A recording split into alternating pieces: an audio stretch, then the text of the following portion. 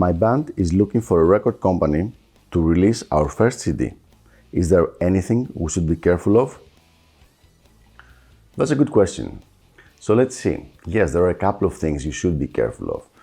The most important question to ask yourself, at least now in the beginning, so since you're looking for a record company, I will assume it's fairly the beginning, is why do you want a record company? And that's the most important initial question. Now, is it because you want someone to help you with the distribution? Is it because you want to have a legal entity through which you can sell your CDs for tax reasons? Is it because you want someone to help you with your promotion, to promote your CD? What is the reason? Because most people, and maybe this is not the case with you, but what I've seen in my experience, most people want a record company just for the personal satisfaction that a company, a record company, has said, yes, your music is good enough for us to release it and take a risk on that. And that's perfectly fine, okay? There's nothing wrong with that. However, this is where you should be paying a little bit of attention and be a little bit worried of the details. Let's see. Now, a very usual, a very common deal that happens during the last few years, maybe it's like a decade now, is that the record company will say, yes, we will release your CD, but you, the artist, are going to pay for all the expenses in advance. That means that you will pay for the duplication of the CDs with 1,000, 2,000 copies, you will pay for everything. And once again, the important thing is what I say, in advance, because originally the record company was just a business that would take a chance on different artists that they thought would become stars.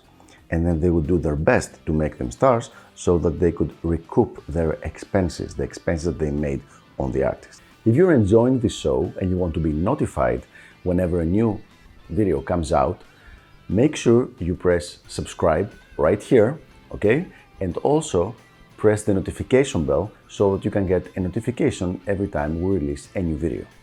And now, let's go back to our regular episode. And here's exactly the problem. If the record company is paid in advance for everything, so it's paid in advance for the CDs, it's paid in advance for everything that they do, then there is no reason for them to make an extra effort or any kind of effort to push you and your career. So personally, I would be very careful and very worried, because it's not that they're trying to take the money away from you or anything like that or steal your money, but it's a different kind of business deal. The record companies in the 80s and 90s, they would still get paid by the artist, but and that's a very important distinction, they would get paid from the money the artist made from the CD. So it was in their interest, in their extreme interest, I would say, to push the CD, to promote the CD, to make sure that the CD and the recording does great, to try to find radio distribution and everything. Once again, even at that area, at that era, the payment was by the artist, but it was not in advance.